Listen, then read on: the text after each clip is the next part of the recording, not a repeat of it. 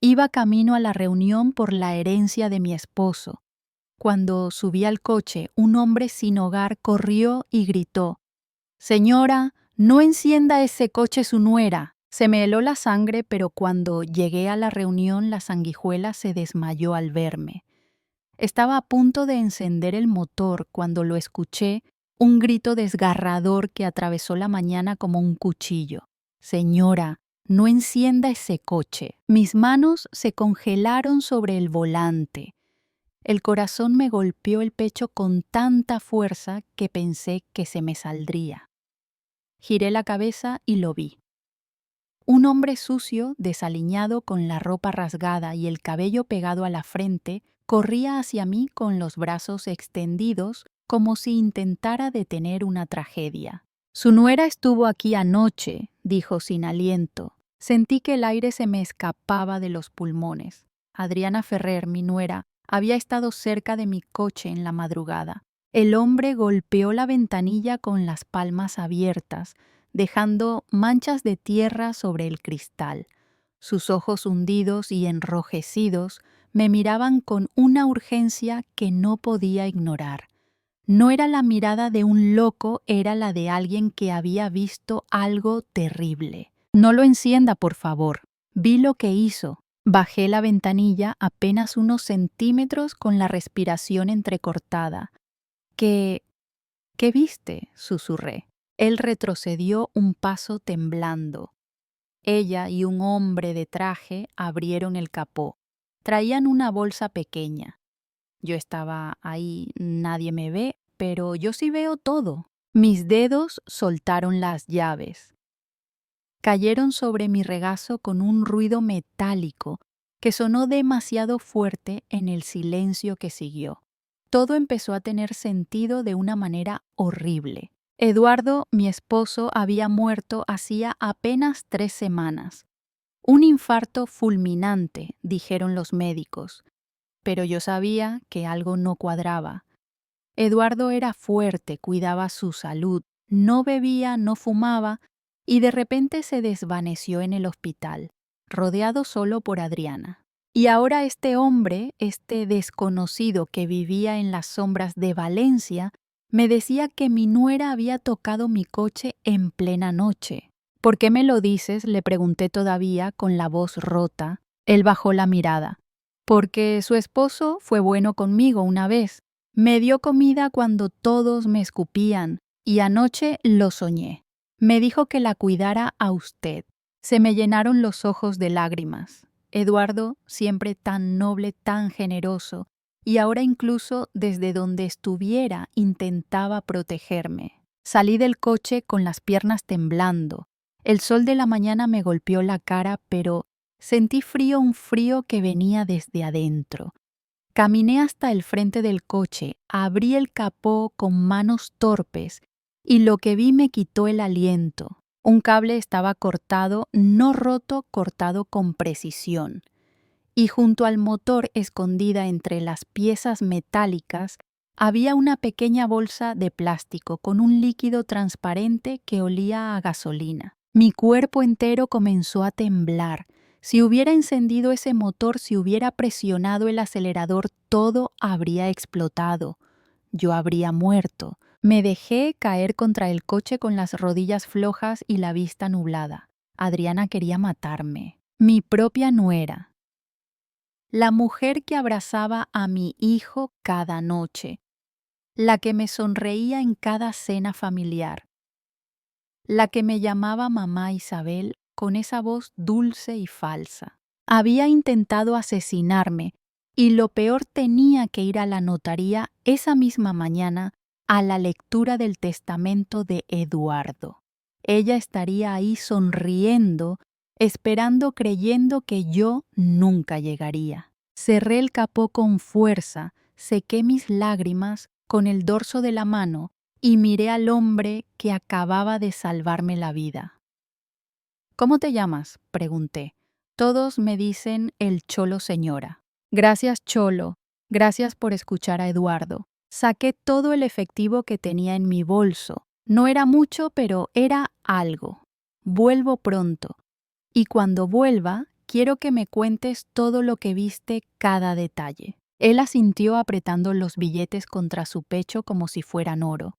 Llamé a un taxi. No iba a arriesgar mi vida en ese coche. No todavía. Pero mientras el taxi avanzaba por las calles estrechas del barrio del Cabañal, una certeza fría y dura se instaló en mi pecho. Adriana había cometido un error. Me había subestimado. Creía que yo era solo una viuda vieja, débil, fácil de eliminar. Pero estaba equivocada, porque ahora yo sabía, y una mujer que sabe es peligrosa. La notaría me esperaba, mi nuera me esperaba, y yo iba a entrar por esa puerta como si nada hubiera pasado. Pero por dentro ya estaba en guerra, y esta vez no iba a perder. La sala olía a papel viejo y a café recalentado. Las paredes color crema, los cuadros con marcos dorados. El escritorio de caoba, todo parecía diseñado para imponer solemnidad. Pero yo no sentía solemnidad, sentía náusea. Adriana ya estaba ahí cuando llegué, sentada junto a mi hijo Mauricio, con las piernas cruzadas y esa sonrisa perfecta que siempre usaba como máscara. Llevaba un vestido negro ajustado discreto, pero elegante, el cabello recogido en una coleta baja a aretes de perla. La viuda perfecta. Cuando me vio entrar, sus ojos se abrieron apenas un segundo más de lo normal. Fue un gesto casi imperceptible, pero lo vi. Vi la sorpresa, vi el miedo.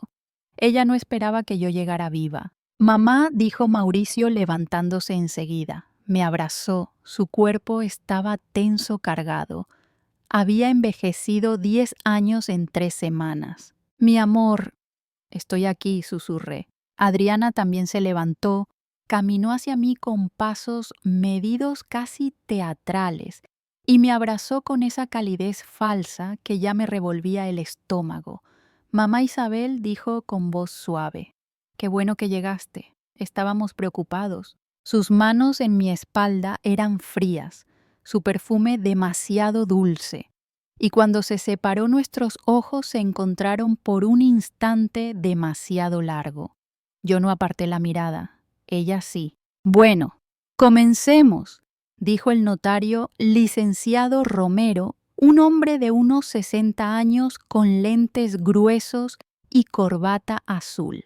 «Lo que estás a punto de escuchar no es solo una historia familiar, es una advertencia sobre la avaricia y las sombras que pueden esconderse incluso dentro de una casa iluminada por el amor. Quédate hasta el final, porque lo que Isabel Herrera de León descubrió aquel día en Valencia cambiará tu forma de confiar en los tuyos». Aquella mañana, el aire olía a humedad y a memoria. Isabel bajó las escaleras del edificio con paso lento, su bolso colgado del antebrazo y los papeles del testamento de su esposo guardados con un cuidado casi religioso. Hacía apenas 3 semanas que Eduardo Herrera, su compañero durante 40 años, había sido enterrado. El corazón, dijeron, un infarto fulminante mientras dormía. Pero ella no dormía desde entonces. Algo en su interior no la dejaba descansar. Encendió el motor del coche, pero antes de girar la llave recordó al hombre. Hombre de la calle, ese sin hogar que la había detenido unos días atrás. «No encienda ese coche, su nuera». Aquella voz seguía repitiéndose dentro de su cabeza como una campana rota. Había revisado el vehículo y no encontró nada. O al menos eso creyó. Ahora camino a la notaría no podía quitarse de encima la sensación de que alguien la observaba. El sosol se filtraba entre los edificios del Cabañal, tiñendo los azulejos antiguos de un tono dorado y triste.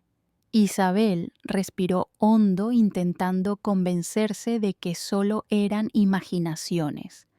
Pero cuando llegó al semáforo de la esquina, vio algo que le hizo apretar el volante con fuerza en el parabrisas. Sujeto con el limpia parabrisas, había un sobre blanco sin remitente. Aparcó de inmediato. El corazón le latía con un ritmo desordenado mientras abría el sobre. Dentro una hoja doblada en 3 escrita a máquina. Decía, él no murió de un infarto. Pregunte por el informe del hospital y no confíe en quién duerme bajo su mismo techo. Isabel sintió un escalofrío recorrerle la espalda. No había firma, solo una inicial R. Se quedó mirando esas letras con los ojos entornados, intentando entender quién podría haberle enviado eso. El mismo hombre sin hogar, un médico, un amigo de Eduardo. Las preguntas comenzaron a apilarse en su mente como piedras.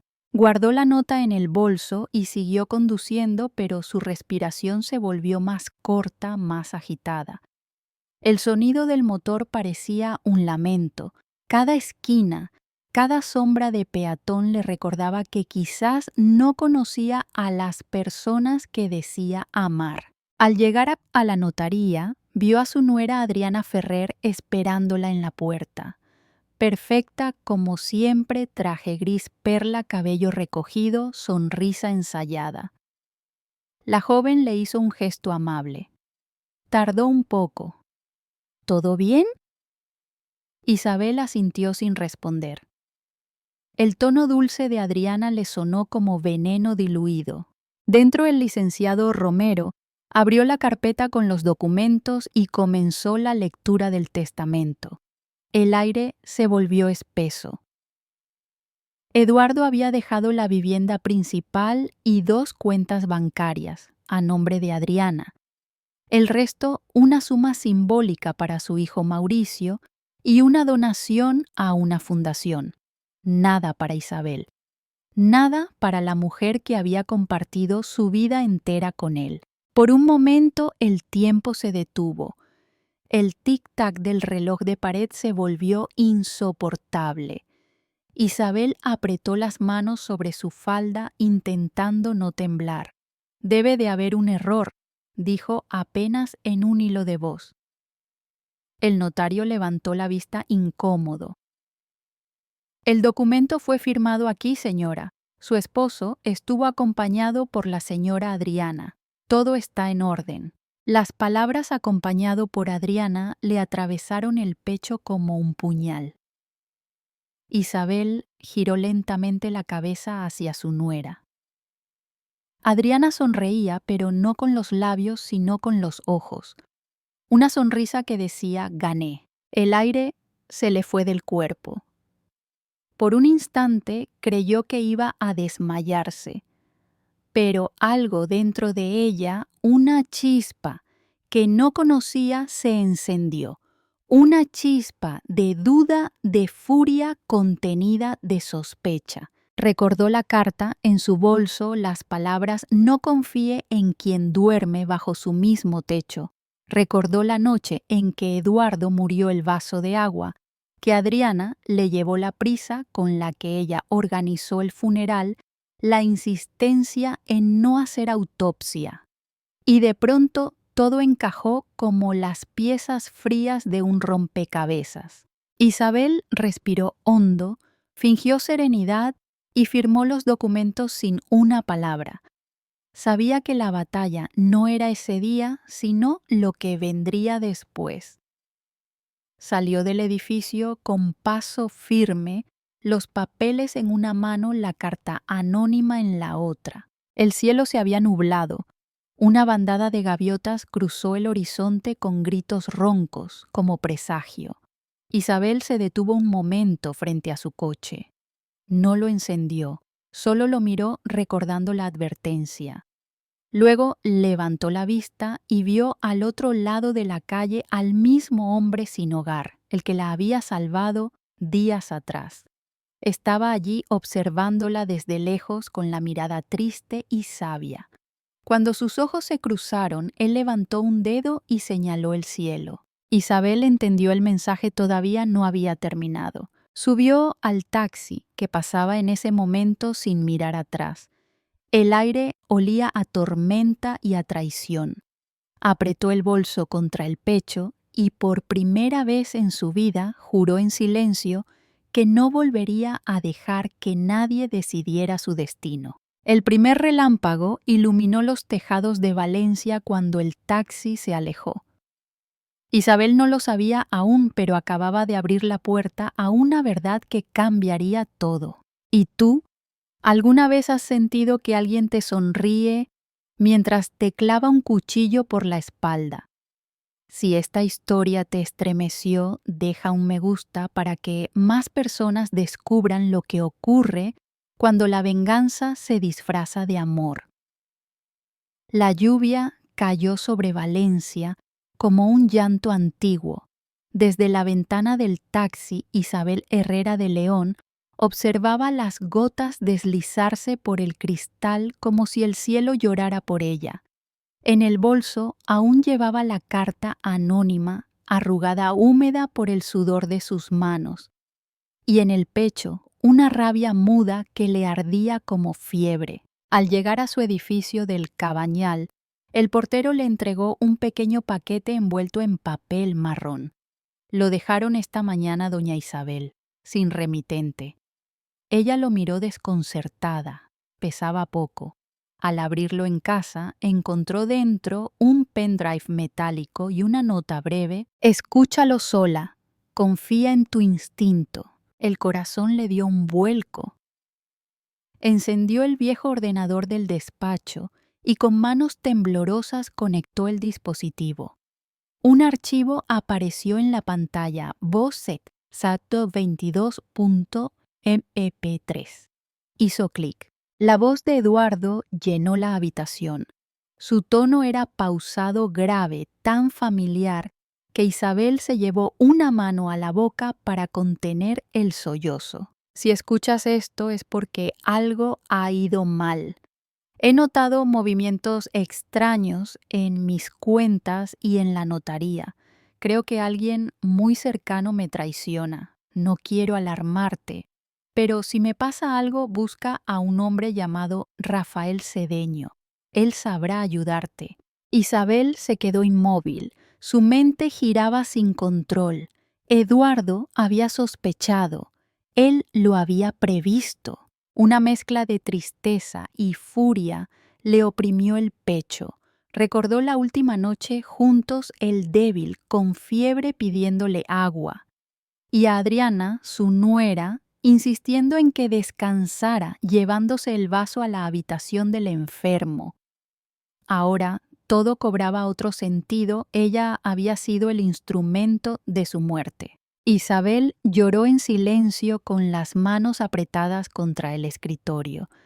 Cada lágrima era una palabra que no dijo, un adiós que no supo dar, pero también era el inicio de otra cosa, una decisión. Secó su rostro, se miró al espejo y susurró: «No me vas a destruir, Adriana, no después de esto». Llamó al número que aparecía en la nota del pendrive.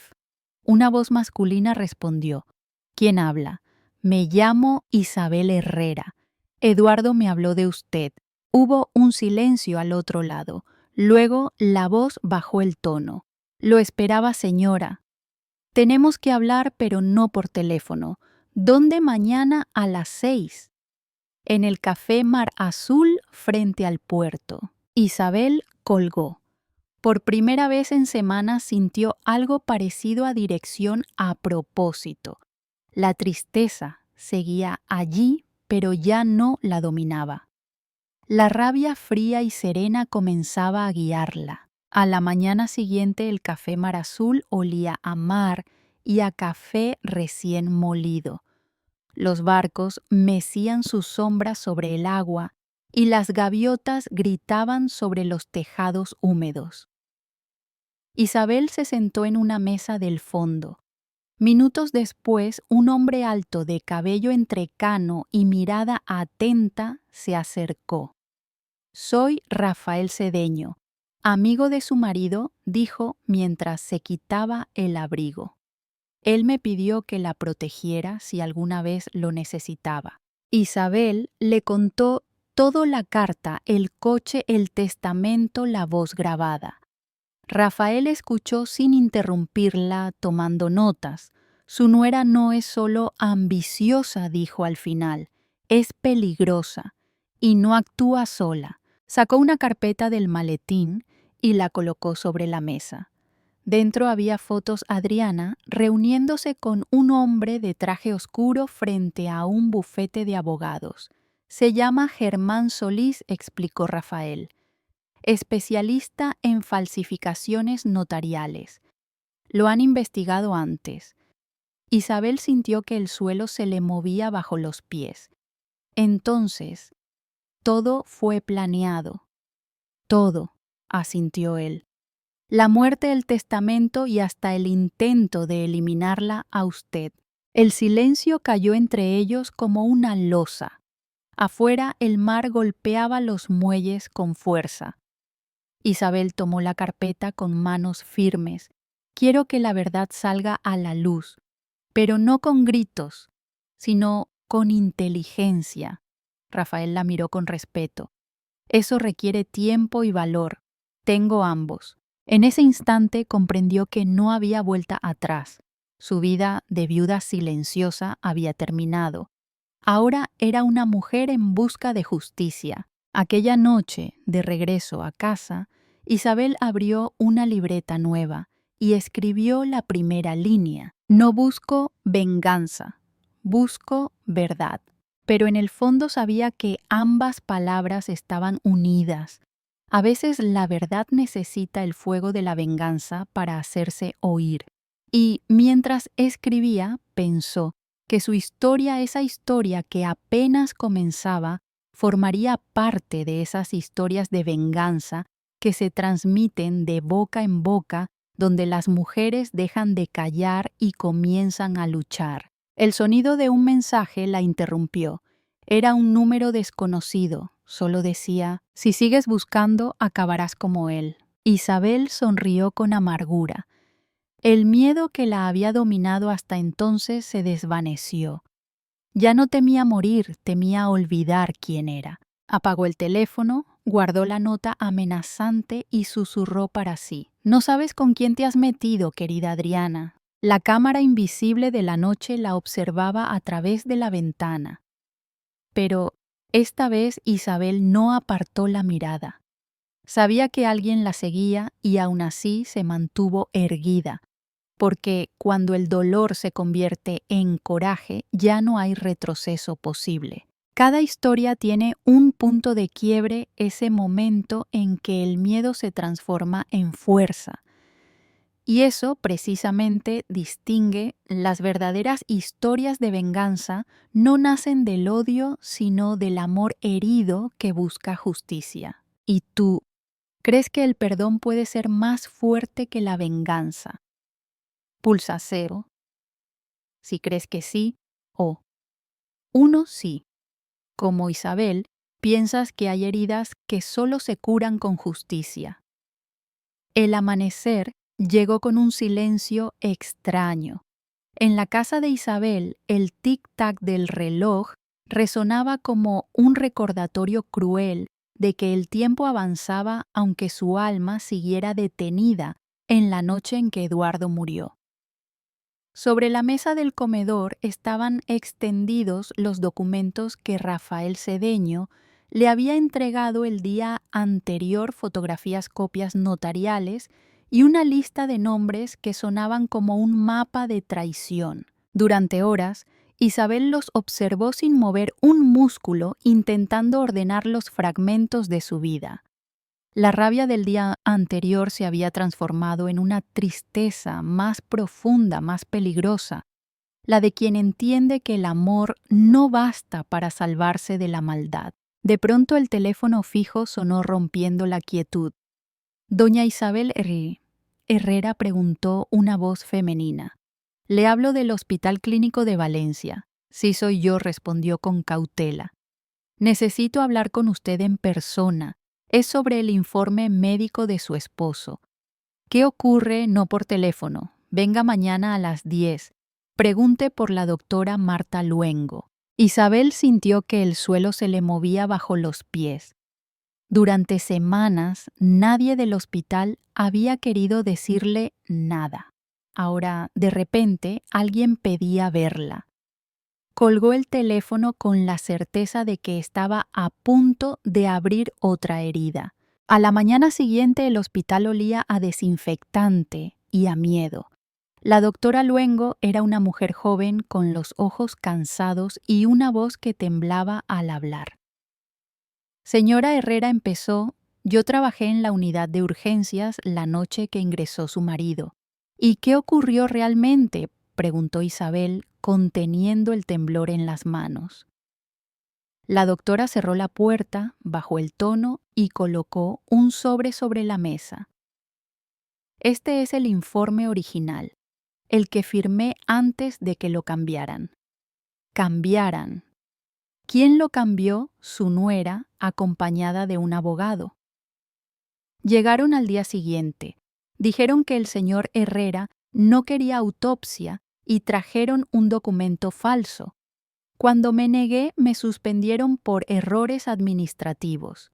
Isabel abrió el sobre con el corazón en la garganta.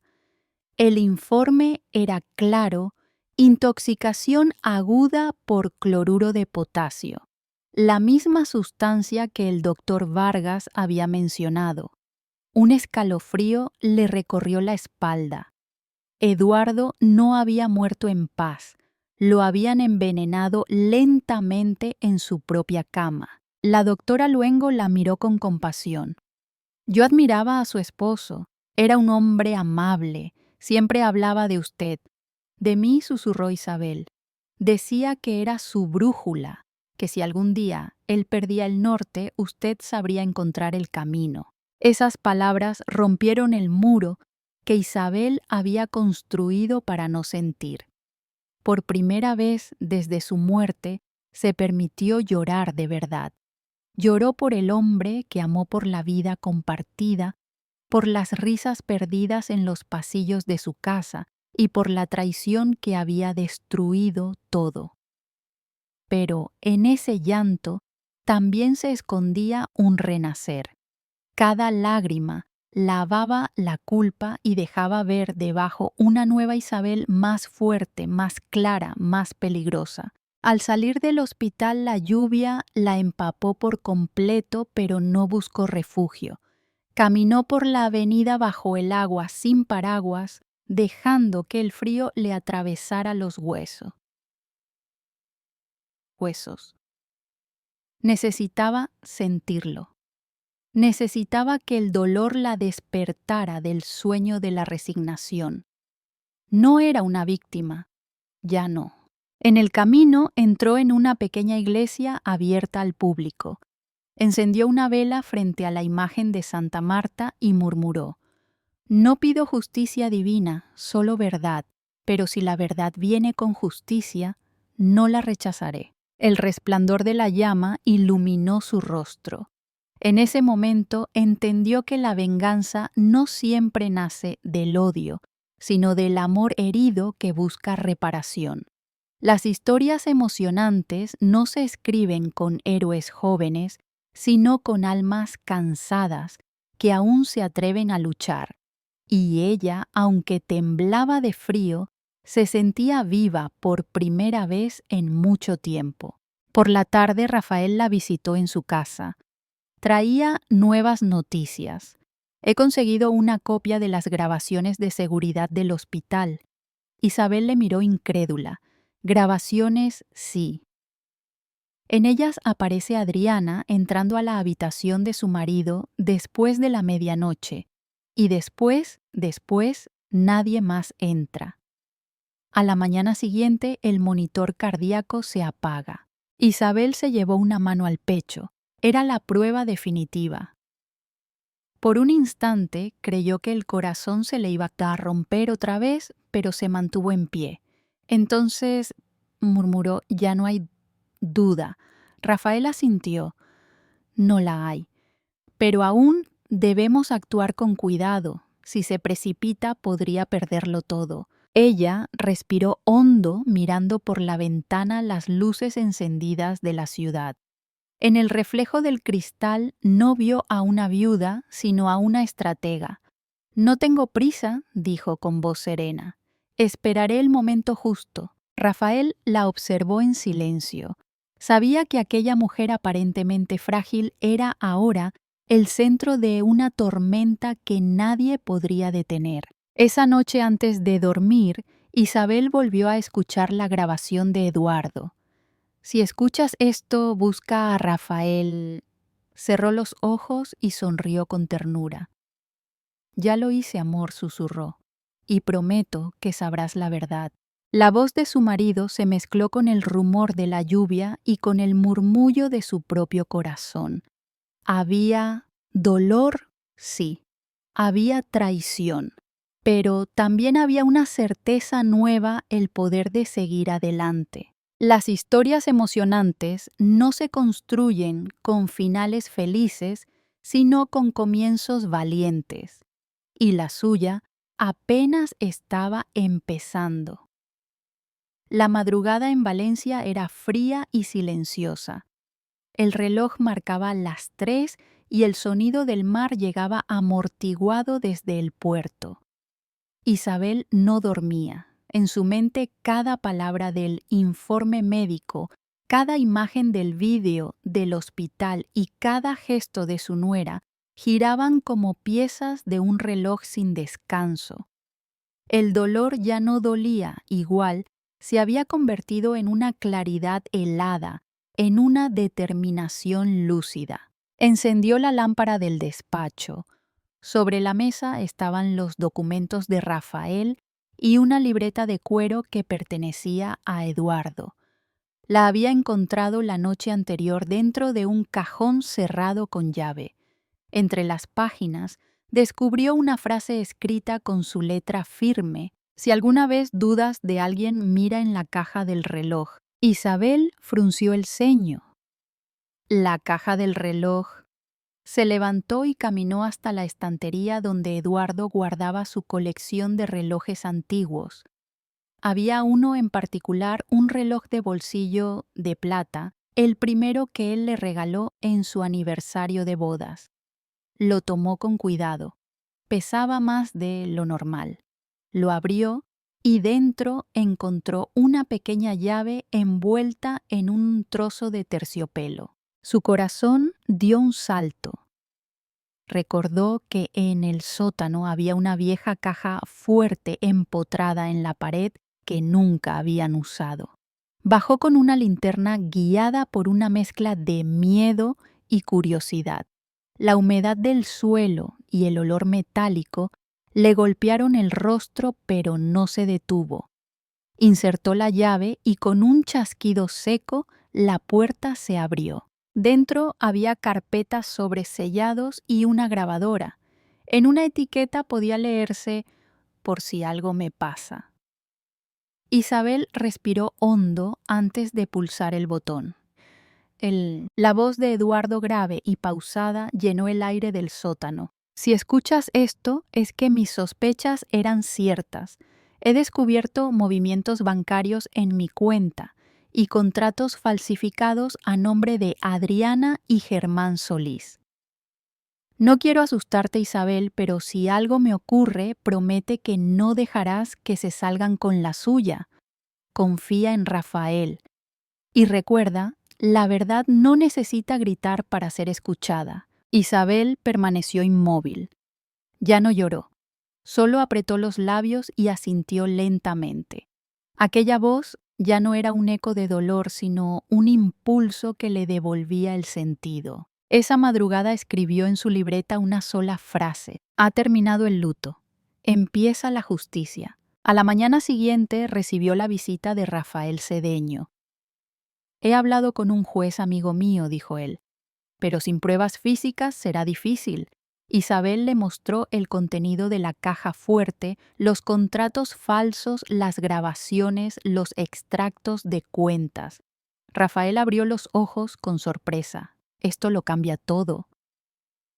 Eduardo era más inteligente de lo que pensábamos. Durante horas revisaron cada documento. Isabel no tembló ni una sola vez. Sus movimientos eran precisos, metódicos, fríos. Parecía otra persona, alguien que había vivido muchas vidas y aprendido a no dejar que las emociones nublaran su razón. Necesitamos una estrategia, dijo Rafael. Ya la tengo, respondió ella. Su plan era tan simple como peligroso: hacer creer a Adriana que había recuperado su confianza. La invitaría a cenar como una suegra resignada que busca cerrar heridas. Y mientras tanto grabaría cada palabra, cada gesto, cada contradicción, no con odio, sino con precisión quirúrgica. ¿Estás segura, Isabel?, preguntó Rafael con tono grave. Más que nunca. No quiero venganza, quiero equilibrio. En sus ojos brillaba una calma que imponía respeto. Rafael, que había visto a muchas personas hundirse ante la traición, entendió que aquella mujer era distinta. Su serenidad no era debilidad, era control. Esa tarde, mientras preparaba la mesa para la cena falsa, Isabel sintió la presencia de Eduardo en la casa. Cada rincón hablaba de él: el aroma del café, el retrato sobre el piano, el reloj en la pared. Pero en lugar de tristeza sintió una paz extraña. Sabía que de algún modo él la acompañaba. El teléfono sonó.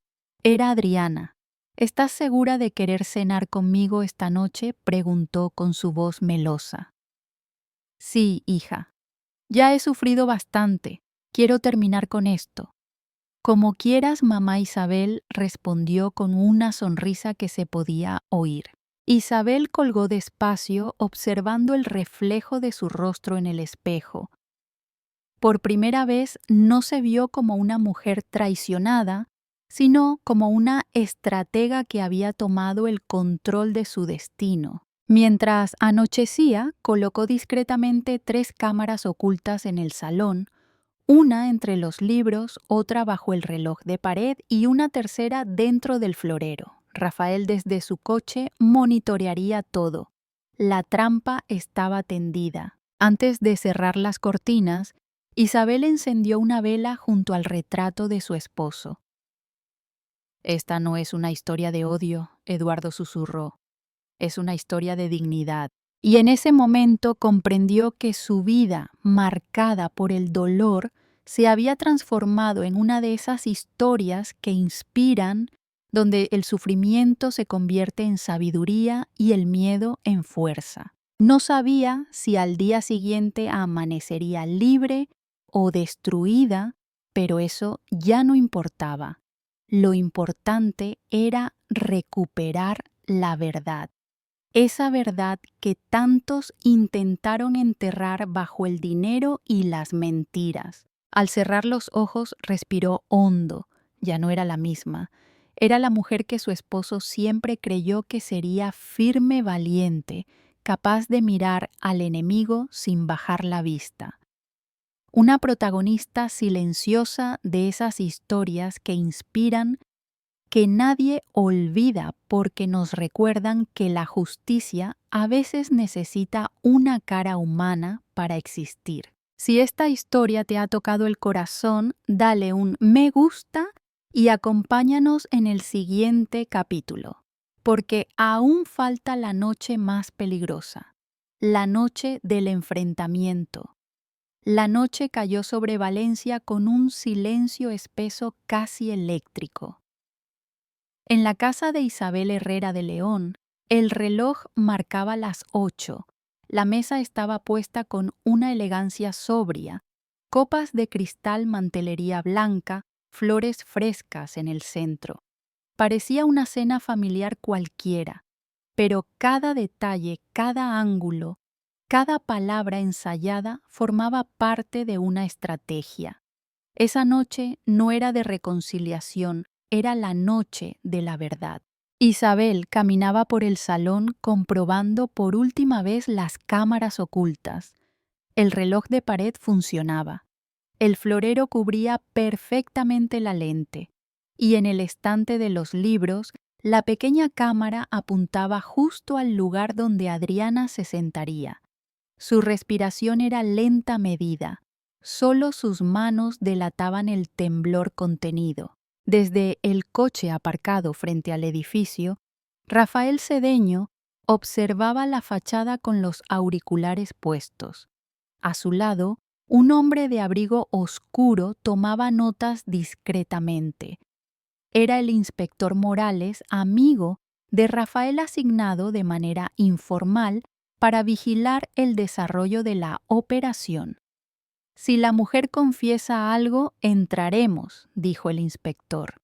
Rafael asintió sin apartar la vista del monitor portátil donde veía en directo el interior de la casa. A las 8:30 sonó el timbre.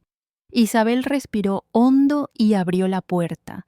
Allí estaba Adriana Ferrer envuelta en un abrigo de piel clara con una sonrisa ensayada que no alcanzaba a sus ojos.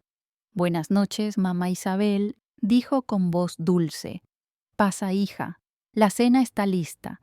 El ambiente estaba cargado de una cortesía artificial, como un cristal a punto de quebrarse.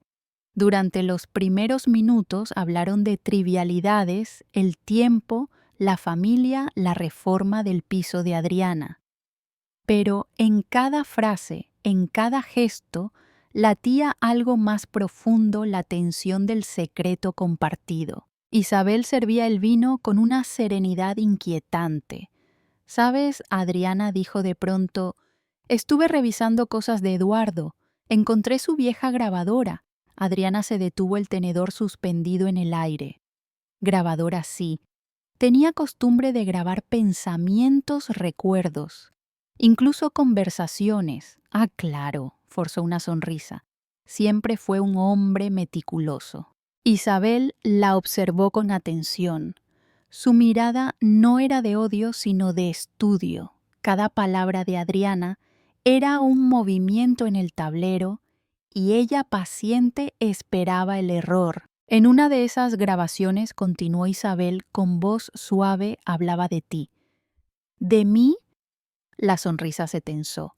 Decía que eras la hija que nunca tuvo. Por un instante, Adriana bajó la guardia. Una chispa de orgullo iluminó su rostro. Y justo entonces Isabel cambió el tono. También decía que últimamente notaba un sabor extraño en el té que tú le preparabas. El aire se congeló. El reloj marcó un minuto eterno. Adriana dejó el tenedor sobre el plato con un pequeño golpe metálico. «¿Qué insinúas?», preguntó con una voz que ya no era dulce. «Nada, hija», respondió Isabel sin apartar la mirada. «Solo repito lo que escuché». En la pantalla del coche, Rafael intercambió una mirada con el inspector. «Está perdiendo el control», murmuró. El inspector asintió. «Aún no. Esperemos un poco más». Adriana se levantó de la mesa y comenzó a pasearse por el salón. «No deberías hurgar en el pasado, Isabel. A veces la verdad solo trae dolor». «No temo al dolor», dijo ella con calma. «Me asusta más la mentira». Adriana se detuvo junto al retrato de Eduardo. «¿Y si te dijera que él no era el hombre perfecto que crees?», preguntó, sonriendo con malicia. «Y si te contara que tenía secretos, tal vez los tenía, pero ninguno justificará lo que hiciste». El rostro de Adriana cambió. El barniz de compostura se resquebrajó. Sus ojos, antes calculadores, se volvieron duros, casi enloquecidos. «¿Y qué sabes tú, vieja?», gritó de pronto. «Él me prometió el dinero, todo ese dinero. No iba a dejar que tú lo desperdiciaras en tus recuerdos». El grito resonó por toda la casa. El vino se derramó sobre el mantel blanco como una mancha de sangre. Isabel no se movió, solo levantó el rostro, digna e imperturbable. «Entonces confiesas», dijo en voz baja. Adriana retrocedió un paso dándose cuenta del error. «No quise decir, pero ya era tarde». Desde el pasillo se escuchó el sonido de una puerta abrirse con fuerza. Rafael y el inspector Morales entraron al salón. Señora Adriana Ferrer, anunció el inspector, mostrando su placa, queda detenida por intento de homicidio y falsificación de documentos. El rostro de Adriana se descompuso. No, esto es una trampa. Isabel se levantó despacio.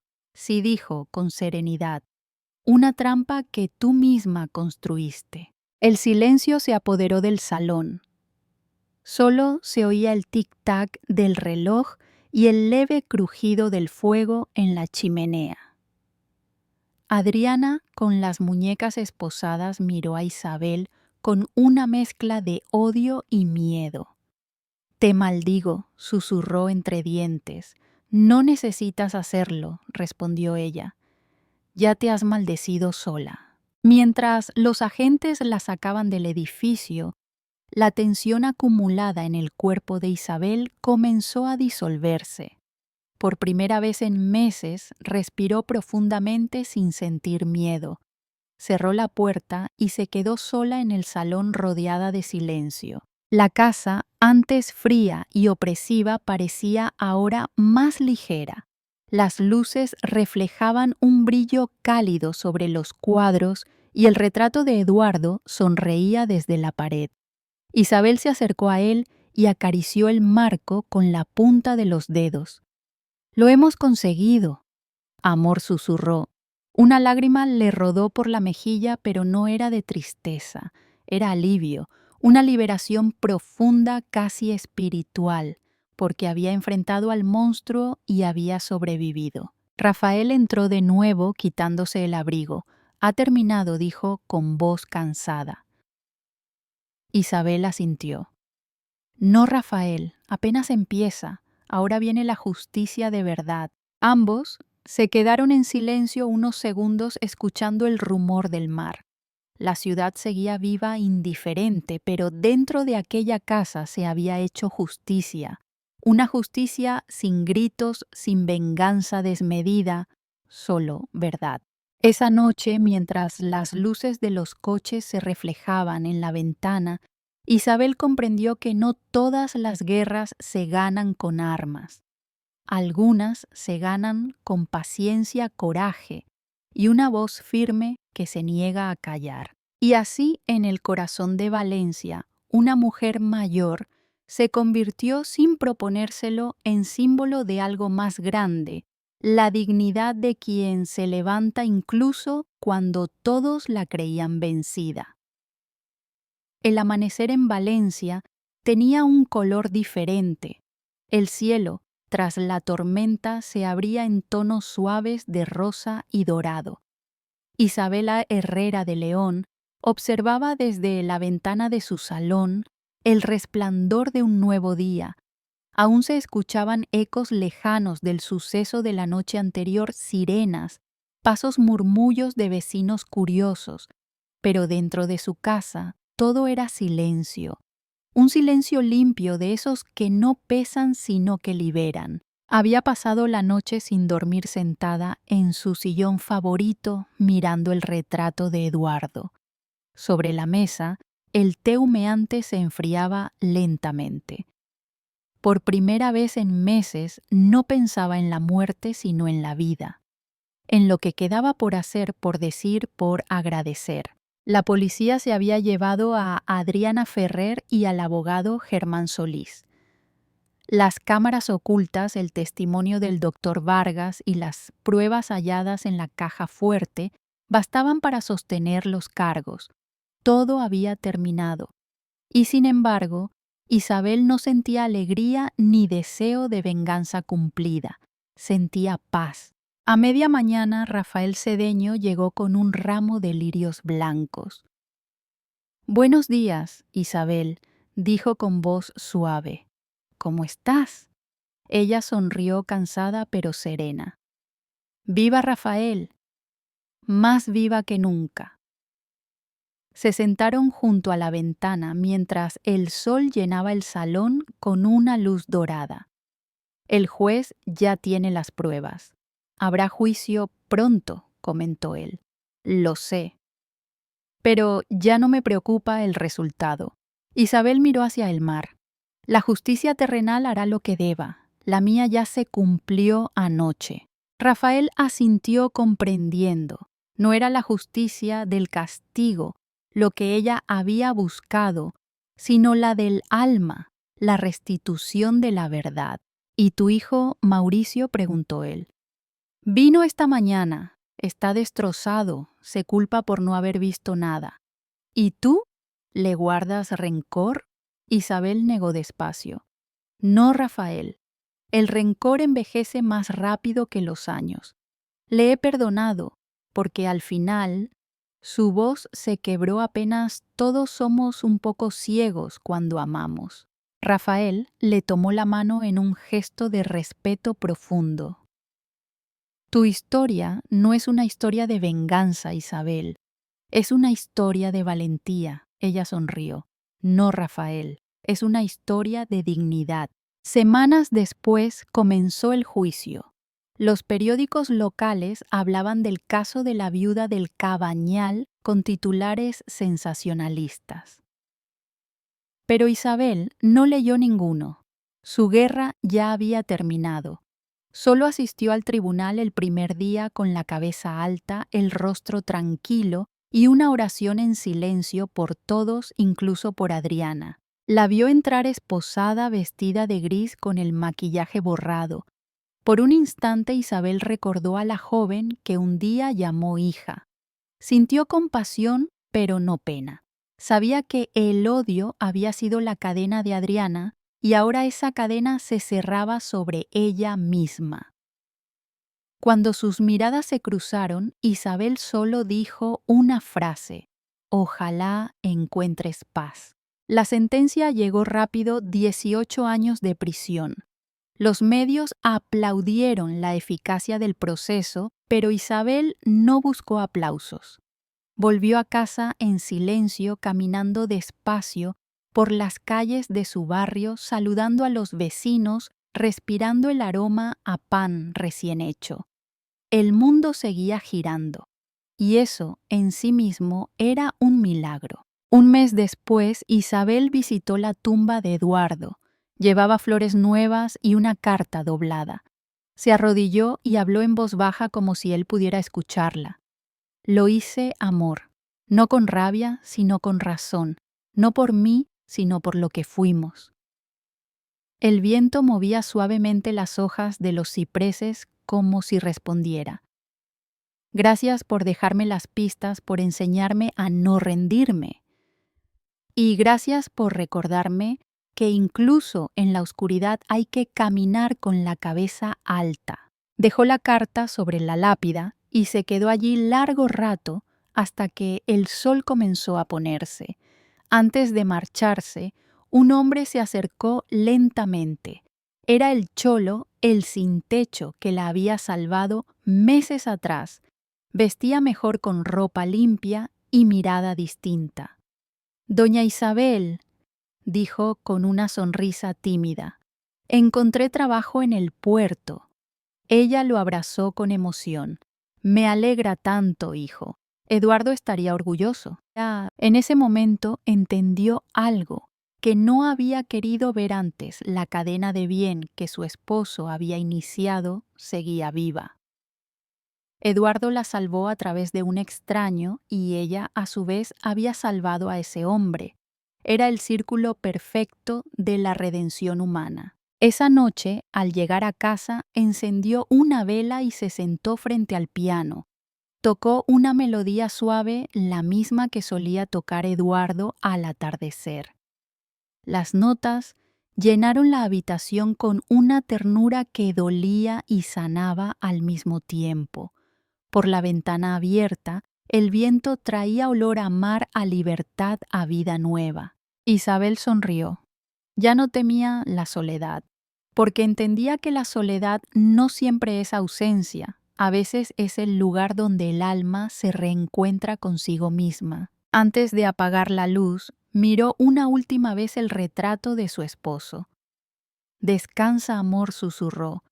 «Ya todo está en paz». Y así, en el corazón del Cabañal, una mujer que había sido traicionada, manipulada y olvidada, se convirtió en símbolo de algo mucho más grande, la certeza de que nunca es tarde para recuperar la dignidad. Mensaje final para quien escucha. En la vida no siempre elegimos lo que nos ocurre, pero sí elegimos cómo respondemos. A veces la justicia tarda, pero llega. Y a veces la verdadera fuerza no está en vengarse, sino en levantarse sin perder la bondad. Gracias por acompañarnos hasta el final de esta historia. Si te conmovió el valor de Isabel y te gustan las historias que hablan de dignidad, amor y segundas oportunidades, suscríbete al canal. Deja tu comentario y cuéntanos desde qué ciudad nos escuchas. Nos encantará seguir compartiendo contigo más historias que nos recuerdan que incluso después del dolor siempre hay vida.